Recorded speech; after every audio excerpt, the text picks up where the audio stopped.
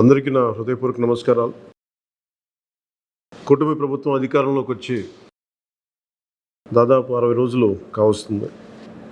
నేను పంచాయతీరాజ్ శాఖ, అటవీ శాఖ బాధ్యతలు స్వీకరించిన తర్వాత పంచాయతీ శాఖకు సంబంధించి చాలా రివ్యూలు చేశాం. రూరల్ వాటర్ సప్లై, రోడ్లకు సంబంధించి చాలా రిపోర్ట్స్లో తెలియజేస్తూనే వచ్చాను. ఏ స్థాయిలో నిధులు సరిగ్గా పంపిణీ జరగలేదు, వచ్చినా దాని దుర్వినియోగం జరిగినాయి. ఈ పరిస్థితుల్లో కూటమి ప్రభుత్వం చాలా చిత్తశుద్ధితోటి ఈ పంచాయతీరాజ్ వ్యవస్థని బలోపేతం చేయాలి అని చెప్పి చాలా బలమైన నిర్ణయం తీసుకున్నాం. దాంట్లో భాగంగానే 3 కీలకమైన నిర్ణయాలు తీసుకున్నాం. ఒకటి, ఆగస్టు 15 ఈ జెండా పండుగకి సంబంధించి. 2, మనకి జాతీయ ఉపాధి హామీ పథకానికి సంబంధించి ఒకటే రోజున 13,326 పంచాయతీల్లో గ్రామసభ తీర్మానాలు జరగాలి. ఆ దిశగా అడుగులు వేస్తూ ఉన్నాం. ఈ గ్రామసభ తీర్మానం అంటే ఏంటంటే, జాతీయ ఉపాధి హామీ పథకం ద్వారా వచ్చే కేటాయించిన పనులకు కానీ నిధులకు కానీ ఆ ప్రజాప్రతినిధులు, ఆ ఎమ్మెల్యేలు కానీ, గ్రామ సర్పంచులు కానీ, పంచాయతీ సర్పంచులు కానీ, ఆ పంచాయతీలో ఉన్న ప్రజలు కూడా అందరూ ఏకగ్రీవంగా అంటే ఏ పనులు జరగాలి, జాతీయ ఉపాధి హామీ పథకానికి సంబంధించిన ఆ పనులకి మన గ్రామాల్లో ఏ పనులు జరగాలి, ఏ పనులకి ఆ నిధులు కేటాయించాలి, ఈ దృష్టిలో గ్రామసభ తీర్మానం జరుగుతుంది. విడివిడిగా కాకుండా ఒకటే రోజున 13,326 పంచాయతీల్లో ఒకటే రోజున గ్రామసభ తీర్మానాలు జరగాలని కీలకంగా ఆదేశించడం అయినది. ఆ విధంగా ముందు ఒకటి చేస్తూ ఉన్నాం. రెండవది, జల్ జీవన్ మిషన్. అంటే ప్రతి ఇంటికి కుళాయి అనేది ప్రధానమంత్రి గారి ఆకాంక్ష, ఆశయం. ఏ ప్రభుత్వం కనీస మానవ హక్కు ఇది.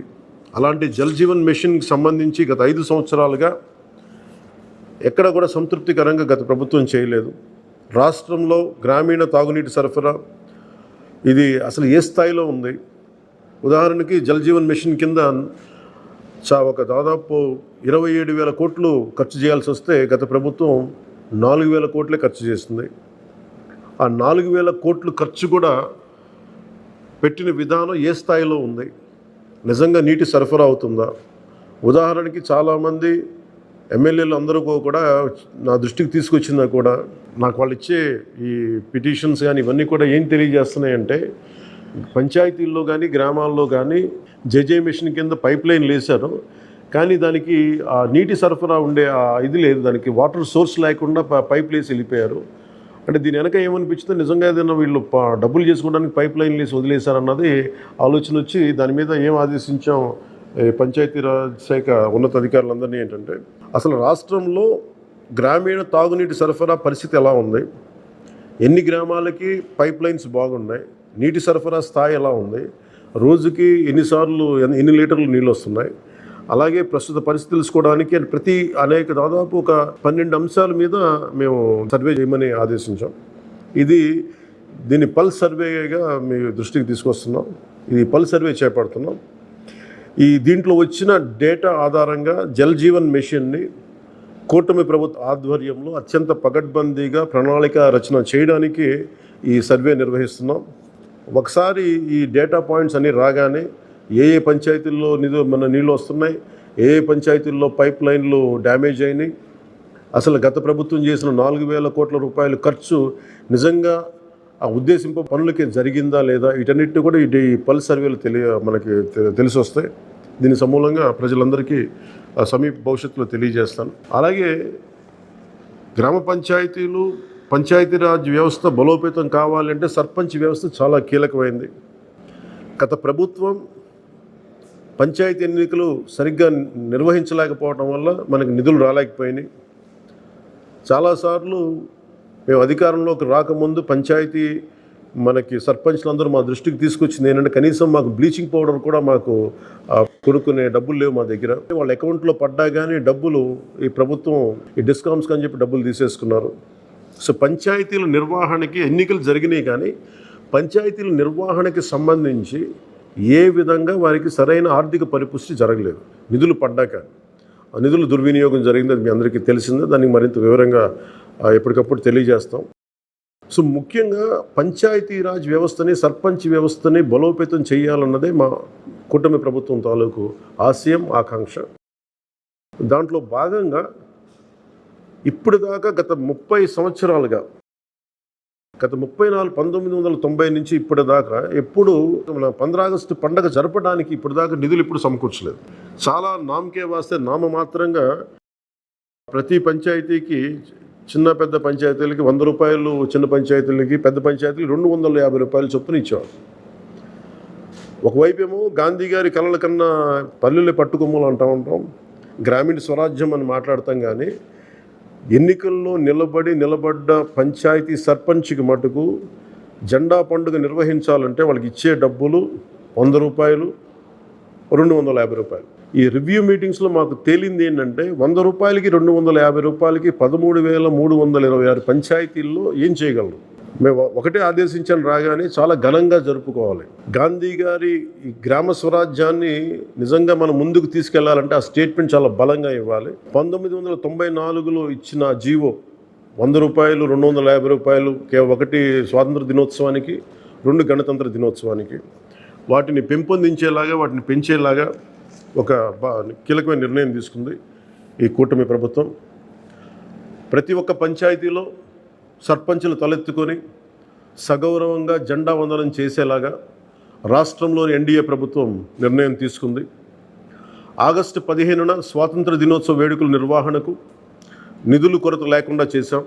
చిన్న పంచాయతీలకి 10,000 రూపాయలు, మేజర్ పంచాయతీలకి 25,000 రూపాయల చొప్పున నిధులు సమకూరుస్తున్నాం.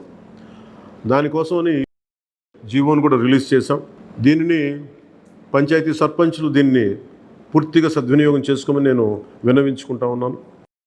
ఇప్పటి వరకు పంచాయతీలకి ఇంత పెద్ద స్థాయిలో ఆగస్టు 15, జనవరి 26 వేడుకలకు నిధులు ఇచ్చింది లేదు. 34 సంవత్సరాలుగా 1990 నుంచి ఈ మొత్తం ఇప్పటిదాకా పెంచలేదు. 34 సంవత్సరాలుగా ఈ పండగలకి, జెండా వందనం పండగ కానీ, గణతంత్ర దినోత్సవానికి కానీ 100 రూపాయలు, 200 రూపాయలు చొప్పున ఇచ్చేవాళ్ళు. ఈ మొత్తాన్ని గణనీయంగా పెంచాలని చెప్పి కూటమి ప్రభుత్వం నిర్ణయం తీసుకొని జీవో జారీ చేసింది. 13,326 పంచాయతీల్లో ఘనంగా, గౌరవంగా స్వాతంత్ర దినోత్సవ వేడుకలు సాగాలన్నదే మా కూటమి ప్రభుత్వం ఉద్దేశం. ఇప్పటి వరకు సర్పంచులు అతి స్వల్ప మొత్తాలతో వేడుకలను ఘనంగా చేయలేకపోయేవాళ్ళు. ఈ విషయం నా దృష్టికి వచ్చింది రివ్యూస్లో. దీనిపైన ఉన్నతాధికారులతో మాట్లాడి ఏ దశలోనూ ప్రజలు ఎన్నుకున్న సర్పంచుల ఆత్మగౌరవం తగ్గకుండా దేశంలో పవిత్రమైన 15 ఆగస్టు గణతంత్ర వేడుకలు గర్వంగా చేసుకునేలాగా, సగర్వంగా చేసుకునేలా చర్యలు తీసుకొని చాలా స్పష్టంగా ఆదేశాలు ఇచ్చాను. ఆ దిశగానే నిర్ణయం చేశాం. 5,000 లోపు ఉన్న జనాభా ఉన్న గ్రామాలకి 10,000 రూపాయలు, 5,000 పైబడ్డ జనాభా ఉన్న గ్రామాలకి 25,000 రూపాయల చొప్పున నిధులు అందిస్తాం. గాంధీ మహాత్ములు కలలుగన్న గ్రామ స్వరాజ్యం సిద్ధించాలన్నదే మా కూటమి ప్రభుత్వం తాలూకు తపన, ఆకాంక్ష. అందులో భాగంగానే పంచాయతీలకి తీర్చిదిద్దే ప్రక్రియకు శ్రీకారం చుట్టాం. ఈ ఆగస్టు 15 నుంచి పారిశుద్ధ నిర్వహణ, రక్షిత తాగునీటి సరఫరా, మౌలిక వసతులతో కల్పనతో గ్రామాలు సర్వతోముఖాభివృద్ధి దిశగా అడుగులు వేస్తున్నాం. గౌరవ సర్పంచులందరికీ నా విజ్ఞాపన, ప్రభుత్వం నుంచి విన్నపం, ఆగస్టు 15 నాటి వేడుకల్లో అందరి భాగస్వామ్యం ఉండాలి. పంచాయతీ పరిధిలోని పాఠశాలల్లో వ్యాసరచన, క్విజ్, డిబేట్ పోటీలు, క్రీడా పోటీలు నిర్వహించాలని కోరుకుంటా ఉన్నాం. ఉపాధ్యాయులు భాగస్వామ్యంతో వీటిని నిర్వహించాలని కూడా ఆదేశాలు ఇచ్చాం.